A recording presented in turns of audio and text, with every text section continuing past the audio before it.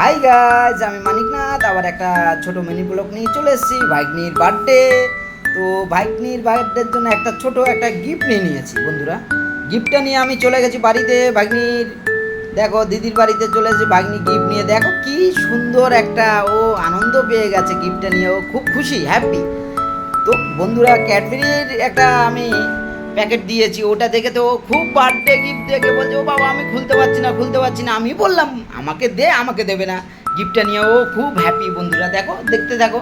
দেখো আমি বলছি আরাধ্যা নাম, আরাধ্যা হ্যাপি বার্থডে, ও বলছে হ্যাপি বার্থডে। যেমন বলছেন একা না একা করে। দেখো আমার ভাইনা আবার বলছে হ্যাপি বার্থডে বল মামাকে, গাইসকে বল। দেখো ও গিফটটা নিয়ে খুব খুশি হয়েছে বন্ধুরা। তোমরা দেখো, ছোট্ট গিফট কিন্তু বেশি বড় গিফট না এটা। ওই দেখো, ও বাবা আমার উপরে হেভি রাগ হয়ে গেছে, আমি খুলবো, আমি ক্যাডবেরি খাবো, ও কাউকে ধরতে দিচ্ছে না গিফটটা। দেখো বন্ধুরা, তো আমার দিদি বলছে দে আমাকে দে, আমাকে দে, খুলতে দেবে না। দেখো সব ছোটোবেলার পিক তার, খুব কিউট দেখতে আরাধ্যা। তো এটা হলো বার্থডের দিন। দেখো স্মাইল করে গালে হাত দিয়ে দাঁড়িয়ে আছে। তো বার্থডের কেক, সুন্দর একটা কেক নিয়ে আমরা বার্থডে করলাম। আমার ভাগ্নি দাঁড়িয়ে আছে। বন্ধুরা আজকের জন্য ব্লগ এখান থেকে